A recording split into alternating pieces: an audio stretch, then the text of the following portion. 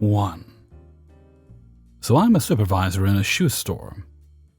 A woman had come in, and one of our part-time associates was still on the till when she came up. She was extremely rude off the bat, but compared to how she got, relatively calm. She was telling our associate that she ordered shoes online through our website, and they sent her the wrong shoes. Which is near to impossible, because when we do web orders, the system tells us, no, this isn't right, if we scan the wrong barcode, and it's supposed to be checked thoroughly by 2 people before we package it. It's happened before if stores are crazy overwhelmed and things get mixed up, but it's extremely rare. And the store gets in big trouble for the smallest error, like a flyaway stitch, because it's supposed to be in mint condition before we send it away. Her problem, our unisex Crocs have a W before the number to symbolize women's. She thought that meant wide, and she wanted medium, so she thought the size was wrong. She continued to scream about how we were gaslighting her and lying to her about what the W stood for. Our signed-up members, who don't have to pay anything to sign up, completely free and cardless, actually get a 10 reward for signing up, get free shipping, and those who aren't signed up have to pay the shipping. She was not signed up, and at store level we cannot refund her shipping. It's not possible for me to do, or I would have done it. We cannot change a refund amount physically through the till. If I had cash on hand, this woman was ridiculous. I would have given her $7 out of my pocket. I spent upwards of half an hour on customer service, while this lady's eyes burned into my soul to get her fucking $7. I don't have to do any of this for her. That's not part of my job. I was on hold for a long time. Customer service told me they could refund her the shipping on their end, so that's what I told her while I was talking with both of them. I provided the number and everything so she could contact them, and while she was screaming in my face, I profusely apologized for something that was no one's fault but her own misunderstanding. I was scared she was going to spit in my face, this fucking lady. She was in line so we could return the price of the shoes, and not the $7 shipping, which I'm not capable of doing. And there was a mother and young daughter standing in front of her, and she was just swearing and dropping F-bombs left and right. The mother had to turn around and tell her to watch her mouth. This woman was in her early 50s, yelling and screaming. Customer service called me back after she left, and explained because she got exactly what she ordered, they couldn't refund her shipping. Which I really wish they'd have told me before she left. So now I'm terrified for the next time she comes in. Holy motherfuck. Like, we tried to explain to her many times, the W stands for women and has nothing to do with the width, and she just got angrier. I told her that I'm doing my best and this issue is not my fault, but I'm really trying. She said because I work there, I'm personally responsible. Literally her words. I was going to look up her number to call her and tell her, hey, this isn't happening. I'm sorry. But she wasn't a member, so I can't do that. I'm going to relay it to the big boss tomorrow when I talk to her and be like, watch out, apparently. 2. I used to work for a retail chain in America that is well known for selling designer brands at reduced prices. I worked there through college, so there is a plethora of bizarre stories to tell. This particular story stands out the most to me because it was just so hilarious. Now, this chain of stores is a Karen's wet dream, and they flock to the store multiple times a week to browse the overly packed shelves and racks. It was not uncommon to have a gaggle of them waiting bright and early for the doors to open. The store opened at 9 a.m., and for this shift I was opening. To get to the store, you walk through a set of automatic doors through a small foyer, and then a second set of automatic doors. In order to let the employees in before opening, the first set of doors were left unlocked. You would manually open doors and then hit a buzzer that would alert the manager that you need to be let in.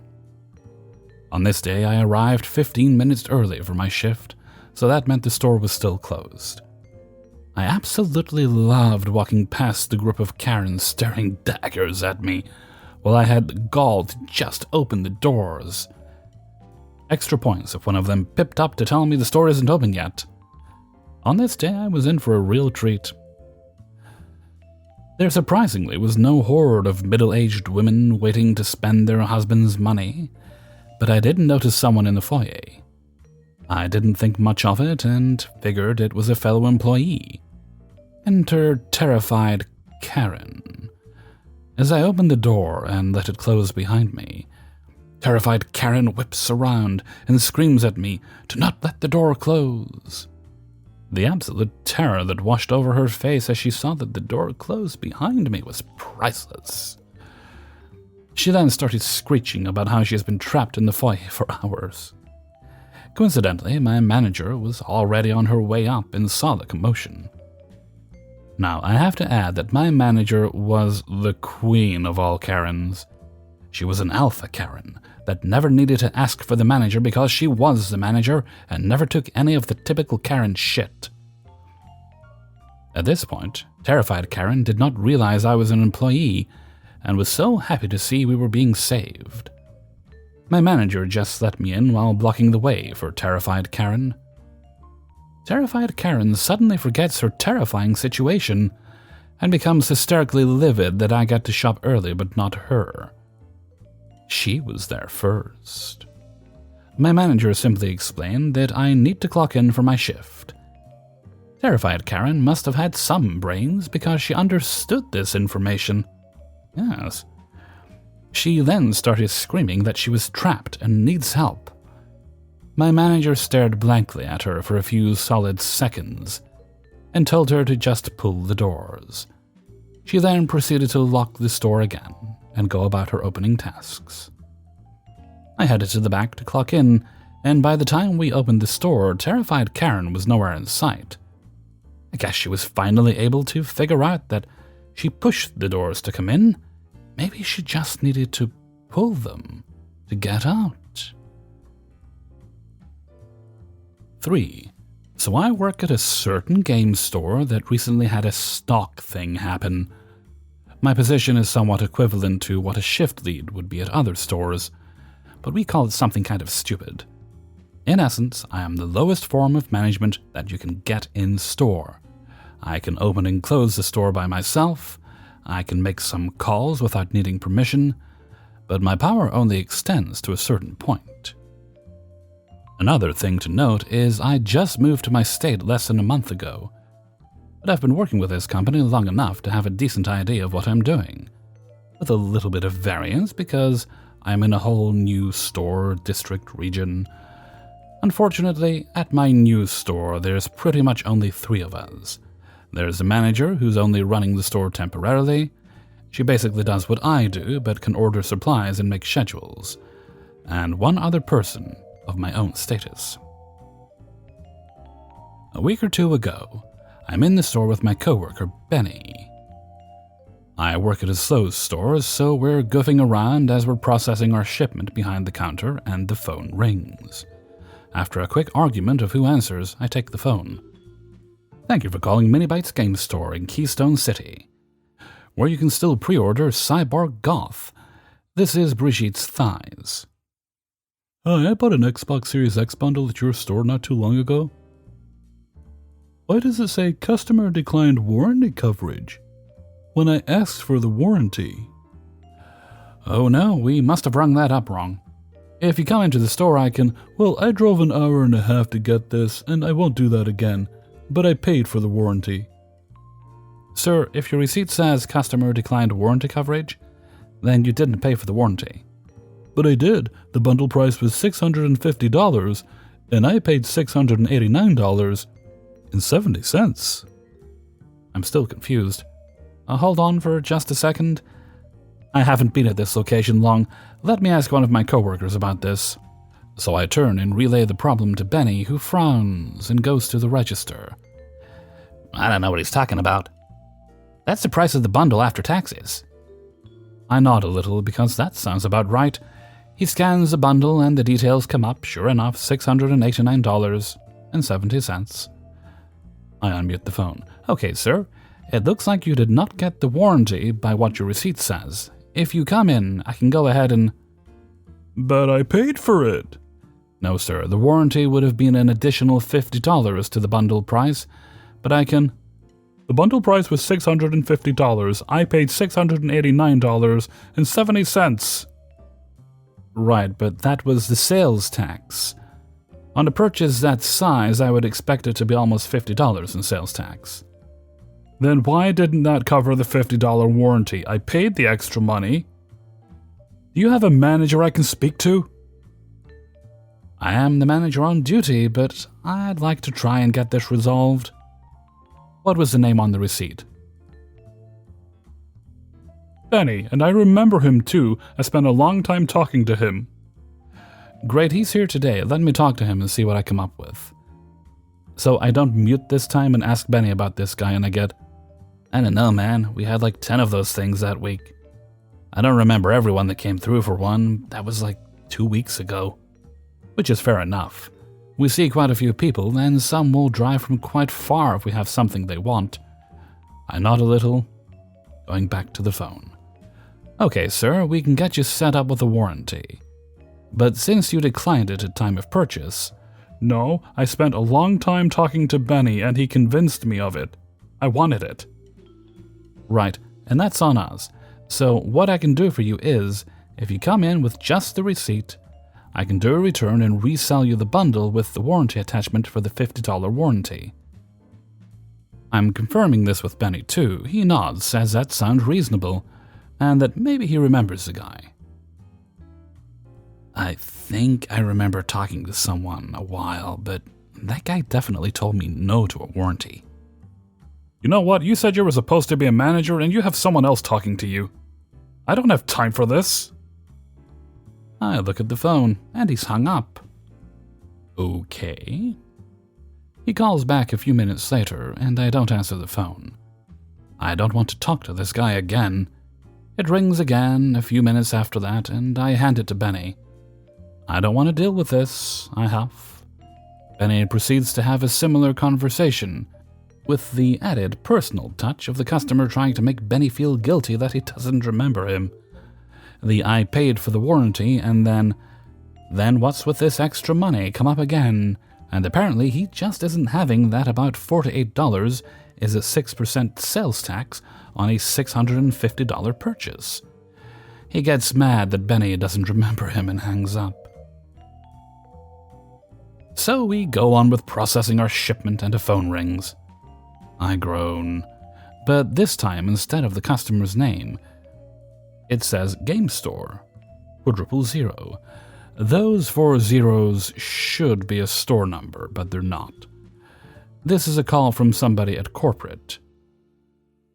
I don't know this at the time. Hi, Game Store. This is Game Store. What can I do for you? Hi, this is Jake from Game Store Customer Care. I had a call from a gentleman about an Xbox bundle. What can you tell me about that? So I go on to explain that from what I understood, this person cannot grasp the concept of sales tax, and thinks that because he paid an extra $48 in sales tax, that he is entitled to the $50 warranty because he paid for it, which is still in fact not how that works. Sales tax is sales tax. The government always gets their cut. Jake asked me what I wanted to do to solve this. I told him if the customer can bring in his receipt, I will do a return on the bundle and resell it all exactly as is, but with the warranty attached. But he would have to pay the extra $50 difference to actually purchase the warranty. Jake agrees that this is in fact reasonable, and lets me know he will convey very clearly to the customer what I said. After this, of course, I have to play phone tag with my temporary manager and my district manager, in case this guy kept trying to go over our heads with this. He never came into the store for his warranty.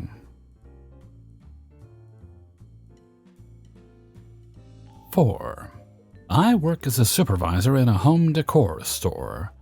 About a year ago, another store opened up 2 blocks down the street from us. Different company, but with a similar name. Like In Your House versus Stuff for Your House. One afternoon, I was doing 5 things at once. Quite normal. And I answered the phone. Thank you for calling In Your House in Pleasantville. How can I help you? Yeah, hi, I was just there a little while ago and I bought a sofa and I'm here to pick it up. On the surface, this was not odd. We sell sofas. I wasn't aware that we had sold any that day, but occasionally things do happen without my knowledge, so I didn't think much of it. Okay, sir, let me radio for someone in the back to bring it out to you. Are you out front? No, I'm at the rear of your building. I was told to pick it up here. One moment, please. I muted the call in confusion. See, while we do sell sofas and we do allow people to pick up their paid-for merchandise later in the day or week, all pickups are done at the front door. It's a bit tricky to get to our back, and the doors are heavy garage-type doors, so we never tell people to go back there. Hence my confusion. And I got on the radio. I have a gentleman on the phone who says he's at the back door to pick up the sofa he bought. At the back door? Says the boss. That's what he says. He says he bought the sofa earlier today and was told to pick it up at the back door. We haven't sold any sofas today, and we definitely haven't told anyone to go to the back door. I thought it seemed strange. Let me talk to him. So I unmuted the call. Sir, we haven't sold any sofas today, and we never tell anyone to do a pickup at the back door. Are you quite certain you've called the right location? We do have other stores. Maybe you meant to dial one of those. What kind of bullshit are you trying to pull? I bought a sofa from you, and the guy told me to come around the back. Sir, we have no men working in our store today. I don't know who told you to go around the back, but it wasn't anyone who works here. What the hell are you talking about? You're on Gumdrop Street, right? Yes, sir. Isn't this stuff for your house? In the background, I hear somebody on his end laughing hysterically. You idiot! You called the wrong store! And of course he then hung up the phone with no apology for how he spoke to me. We laughed about him for the rest of the day. 5. Background. At the time of this story, I was a 20-something female working at a catch-all battery store. It was near the beginning of COVID and the mask mandate was still active. It was a nice sunny day with my coworker and boss. We were chatting in the back when a customer comes up. I go to the front and greet the customer, who has made it to the back part of the store. The shelves are fairly high, but I notice that the customer, Connie for Constitution, doesn't have a mask on. I inform Connie that he needs to be wearing a mask, as to county guidelines. Connie responds that he's not even looking at me but at the wall. It's my constitutional right not to wear one. I calmly walk to the back and grab a manager and tell him what happened. My coworker asks why I couldn't handle it. I explained the way he spoke to me made it seem like he would not listen to a female employee and might respond to a male employee. My coworker goes up front while me and the manager are in the back. I'm trying to calm down, mostly because I get enraged by this type of behavior. My manager, after a moment, goes up to the front because we hear the volume of voices going up. Oh, I gotta go see what's happening. He's a weird one and enjoys escalating Karens. I stay in back for a bit longer and decide to go up front. I grab a phone just in case it escalates to the point cops need to be called. From what I saw, Connie was fairly in my manager's face, saying the same bull most of the no-mask people enjoy saying. I have a medical condition. Only people with pre-existing conditions die from it. The people who get it probably should die. Sadly, this is what people in my area, Texas rednecks, say about the Backstreet Boys reunion tour, aka COVID. Anywho, a moment after I go up front and hear this toxic speech of how people should die, Connie leaves, swearing to never come back. After he leaves, I hear from my coworker that he tried to steal some batteries since we wouldn't let him in without a mask. And my coworker told me I made the right call by grabbing him and the manager. Thank you for listening. Also, couldn't help but make up a reference with the Backstreet Boys thing.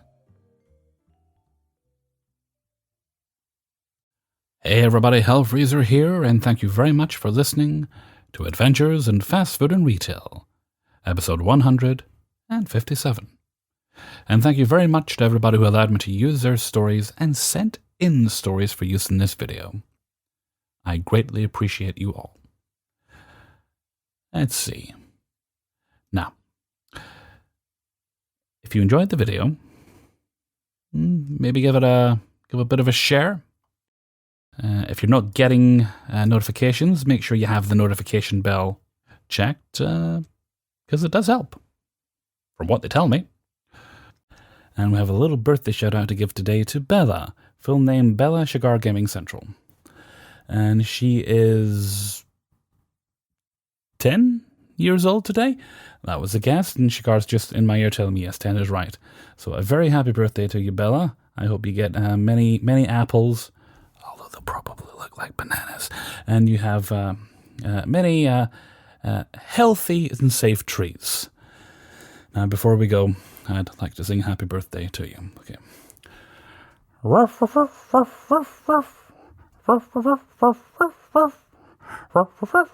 Dear Bella.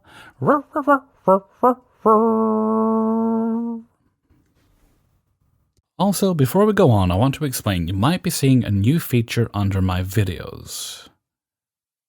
If you look at underneath the video, I'm not sure how it shows on mobile, but on desktop, there will be a little option, a little heart that says thanks, and it's got a little $sign in it. If you've ever been to a live stream of me or any other YouTuber, you know there's a way to do something called Super Chat. Well, that is basically the equivalent of Super Chat, but for regular videos. So you have an option to make a donation to the YouTuber you're watching if you've especially enjoyed the video.